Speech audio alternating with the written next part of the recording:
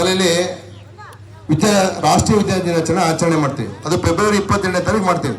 ಆದರೆ ಈ ಕಾರ್ಯಕ್ರಮದ ಉದ್ದೇಶ ಏನು?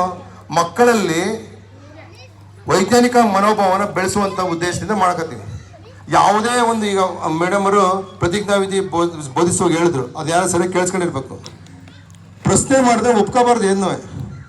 ಈಗ ಬಿಳಿ ಬಣ್ಣದಲ್ಲಿ 7 ಬಣ್ಣ ಇದೆ ಅಂದರೆ ಹೆಂಗೆ ಹೇಳ್ತೀರಾ? ತೋರಿಸಿ ಅಂತ ಹೇಳ್ಬೇಕು. ಅದು ಪ್ರಯೋಗ ಮಾಡಿ ತೋರಿಸ್ತಾರೆ. ಯಾವುದೋ ಅಷ್ಟೇ ಪ್ರಯೋಗ ಮಾಡಿ ಎಕ್ಸ್ಪೆರಿಮೆಂಟಲ್ಲಿ ಪ್ರೂವ್ ಆದರೆ ಮಾತ್ರ ಅದು ಬರುತ್ತೆ. ಆ ಥರ ಒಂದು ಬೆಳಕಿನ ಬಗ್ಗೆ ಅಧ್ಯಯನ ಮಾಡಿದಂತಹ ಒಬ್ಬ ಮಹಾನ್ ವ್ಯಕ್ತಿ ಸರ್ ಸಿ ರಾಮನ್.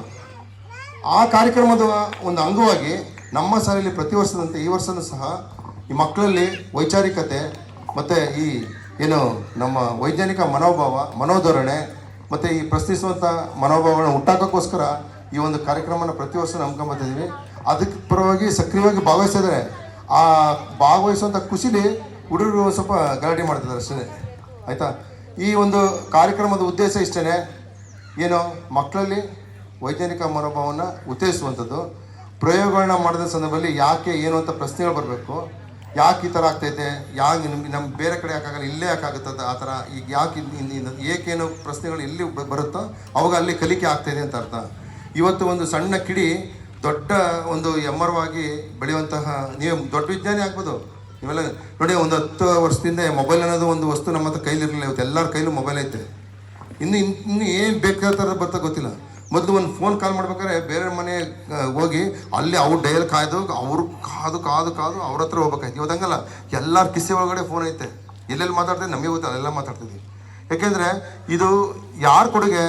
ನಿಮ್ಮ ಅಡಲಿ ಇಲ್ಲೇ ಓದಂಥ ಒಬ್ಬ ಇಲ್ಲಿ ಅಂದರೆ ನಿಮ್ಮ ಒಂದು ತಾಲೂಕಿನಲ್ಲಿ ಓದಂಥ ವಿದ್ಯಾರ್ಥಿ ಚಂದ್ರಯಾನ 3 ಮಾಡಿದ್ರಲ್ಲ ಇಸ್ರೋದರು, ಅದರಲ್ಲಿ ಒಬ್ಬ ಹಂಪಾಪಟ್ಟಣದ ಒಬ್ಬ ವಿದ್ಯಾರ್ಥಿ ಭಾಗವಹಿಸಿದ್ದಾರೆ.